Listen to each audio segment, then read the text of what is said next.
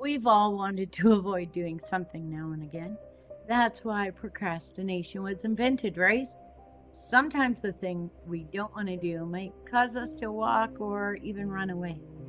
If the thing we don't want to do is get married, most of us are grown enough to end the engagement and call off the wedding, as painful, embarrassing, or difficult as that might be. If we're less responsible, we might just jilt the other person at the altar and be a schmuck the rest of our lives, but at least the other person gets to move on with their lives, recognizing that they almost married a schmuck. Not Jennifer Wilbanks, no. She had a different, far more ridiculous way of not walking down the aisle. She faked her own kidnapping and threw in a sexual assault as well. Let's get into it. Wilbanks was engaged to John Mason. The pair were supposed to be married on April 30th, 2005. Instead, Wilbanks ran away from home in Duluth, Georgia on April 26th. Mason thought she was going for an evening jog, but 2 hours after she should have come home but didn't, he called police and reported her missing. The next day, the 27th, 250 people gathered to search for Wilbanks. Some officers thought out loud and in public that she had premarital jitters, but the search continued anyway. The city of Duluth paid somewhere between $40,000 and $60,000 on the search. The same day, police find a bunch of pieces of goose chase material, or Jennifer would probably call it evidence, by way of large clumps of brown hair, clothing, and supposed murder weapons.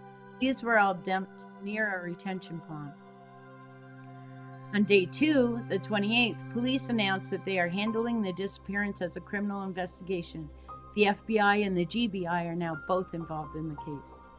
On day 3, her family put together a $100,000 reward and planned vigils for Wilbanks. So Wilbanks calls Mason from a payphone. She says she's been kidnapped and was just released. She also calls 911. She gets her voice all frantic and tells them that she was kidnapped and sexually assaulted by a Hispanic man and a white woman who were both in their 40s and driving a blue van. She said she had no idea which direction they went in or even where she was. She was at a 7-Eleven in Albuquerque. She was picked up there by Albuquerque police. Her family would thank the media, crediting them for getting through to the kidnappers. Why do they always blame someone who is brown or black? Why? If you're making up a fictitious bad guy, just don't. The same day, FBI interrogate her. She admits she wasn't abducted. She just didn't want to go through with the wedding and she wanted space. She would enter a treatment facility about 10 days later. The wedding did not happen and she would cancel her engagement on May 17th. She was charged with making false statements and the city was pissed as well. She agreed to pay them $13,000 back toward the cost of the search. The couple stayed together, but they're apparently not engaged. She was sentenced to 2 years probation, 120 hours community service, and mandatory mental health counseling, because obviously she had to pay the sheriffs another $2,550. The record was expunged when she completed probation. Crazy, right? Well, grab onto your chair because it's not over. The couple breaks up in May 2006, a little more than a year after the whole kidnapping fiasco. Wilbanks sues Mason. She claimed that Mason had her sign a power of attorney while she was hospitalized and on medication.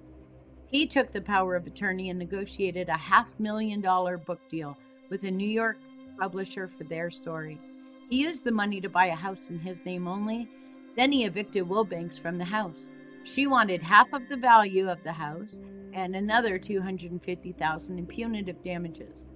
Mason countersued for emotional distress for being left at the altar. They both dropped their suits. Mason married someone else in 2008, and honestly, we hope that marriage is going swimmingly. The case is part of a textbook now for investigators in a chapter that deals with staged kidnappings. Thank you for listening. If you're enjoying these videos and want more, don't forget to subscribe and turn on your notifications so that you don't miss any videos. Thank you for watching. We really appreciate it.